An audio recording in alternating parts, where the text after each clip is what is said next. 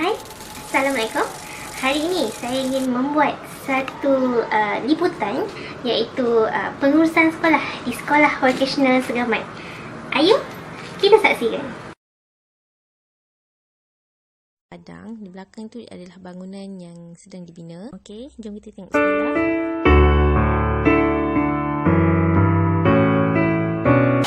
Sekolah KVS ni, dia terdapat 7 kursus yang ditawarkan dan kursus-kursus yang ditawarkan telah mendapat MBOD, MQA dan M2.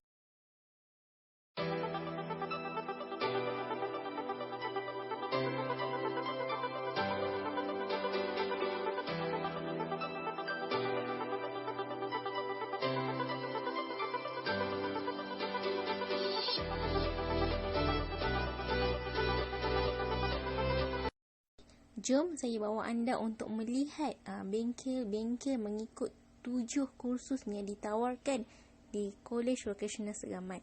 Okay, antaranya ialah bengkel pemesanan industri, bengkel teknologi penyejukan dan penyamanan udara atau lebih dikenali sebagai aircon. Okay, inilah kawasan luar. Dalamnya terdapat pelbagai peti ais untuk pelajar melakukan amali lah.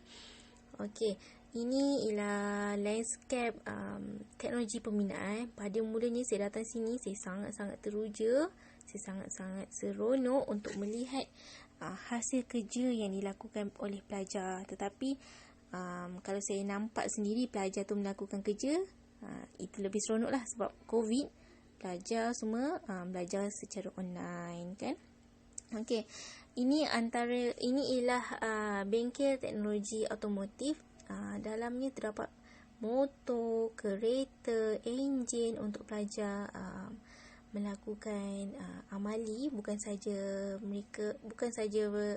dari segi teori tapi amali juga. Okey, inilah bengkel teknologi automotif. Okey, selarilah dengan visi dan misi College Vocational Segamat untuk melahirkan tenaga kerja yang berpengetahuan dan bersahsia. Okey, ini antara bengkel kimpalan. Okey, ini ialah bengkel elektrik.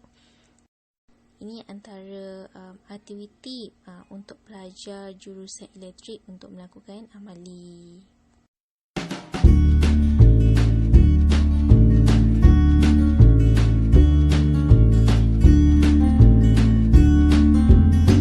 Di KVS, pendidikannya berasaskan OBE. OBE ni apa? Okey, pendidikan berasaskan hasil, iaitu pendekatan berkaitan dengan bentuk kurikulum dan pengajaran. Pembelajaran yang berfokuskan kepada apa yang perlu pelajar capai pada akhir program. Okey, proses OBE ni dia bermula dari perancangan, pelaksanaan, pemantauan dan penilaian. Welcome to Life Night. Okay, saya tak cakap lagi kan latar belakang College Vocational Segamat ni. Okay, KVS ni telah siap sepenuhnya pada 25 Mac 1986. Kementerian Pelajaran Malaysia iaitu KPM telah membuat penjenamaan semula dari sekolah teknik kepada sekolah menengah vocational pada tahun 1 Januari 2010. Tetapi pada tahun 2013, transformasi kepada perubahan taraf daripada sekolah menengah vocational kepada College Vocational Segamat telah dijalankan.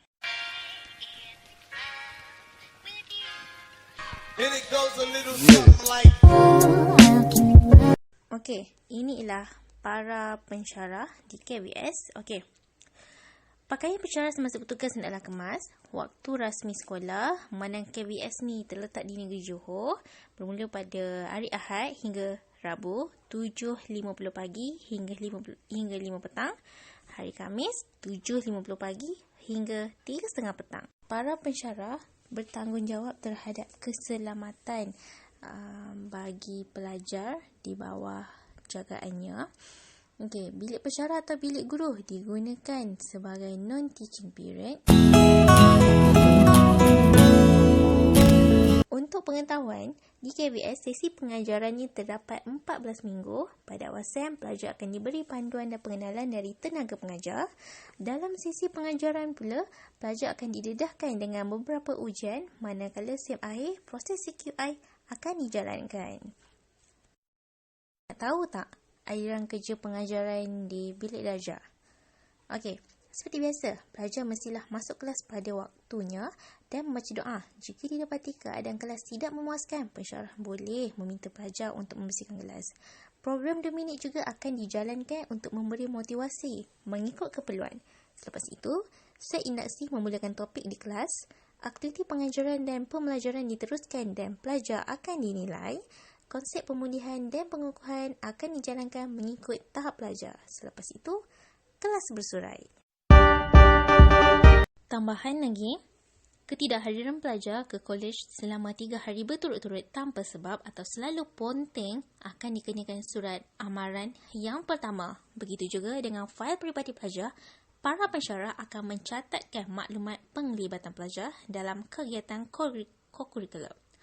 Susunan pelajar di dalam kelas, pelajar lelaki akan duduk di hadapan, diikuti dengan pelajar perempuan dan susunan meja adalah berkumpulan. Saya ceritakan serba sedikit mengenai pengurusan kewangan sekolah di Kolej Vocasional Segamat. Kumpulan wang sekolah ni terbagi pada 3, iaitu kumpulan wang kerajaan KWK, semuanya daripada kerajaan, kumpulan wang SUA KWS dan kumpulan wang asramah KWE, semuanya daripada awam, termasuk terimaan daripada murid, orang awam, agensi bukan kerajaan dan faedah bank.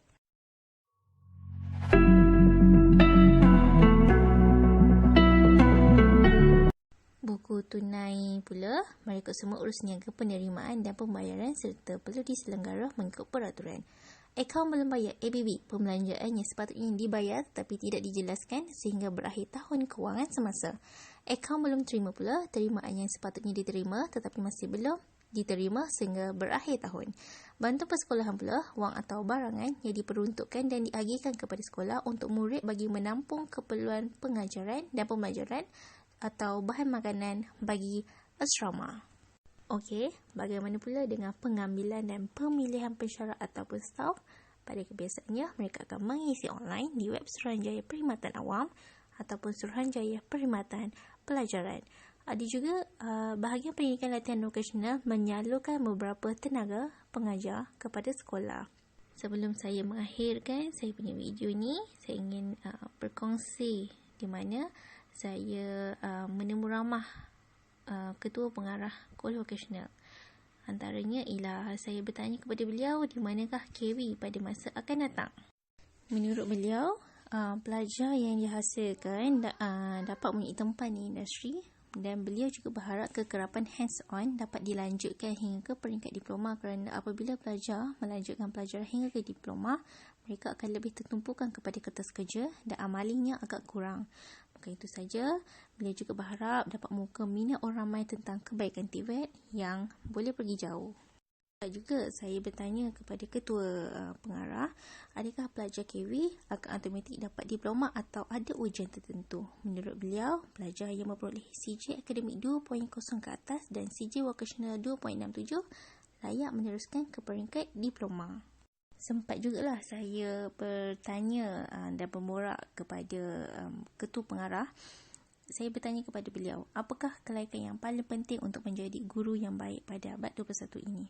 Menurut beliau, setiap guru perlu ada sifat SECD, iaitu Social, Emotional, Character and Development. Aspek daya tahan juga penting untuk berhadapan dengan pelbagai ragam pelajar untuk menyelesaikan masalah. Begitu saja, aspek kejaya seseorang guru tu perlu mempunyai pengalaman yang sangat meluas dalam sesuatu bidang yang ingin diajar kepada pelajar. Begitu saja, keinginan guru itu sendiri untuk belajar benda baru pada zaman sekarang kerana zaman sekarang ni zaman kegemilangan teknologi. Memandangkan Malaysia juga tidak ketinggalan dalam mengejar industri 4.0, saya juga ingin bertanya pendapat beliau, adakah KVS menggunakan teknologi dalam perkembangan IR 4.0? Jawab beliau, secara praktikalnya teknologi ini telah lama digunakan, cuma sedar atau tidak saja kerana aspeknya yang besar.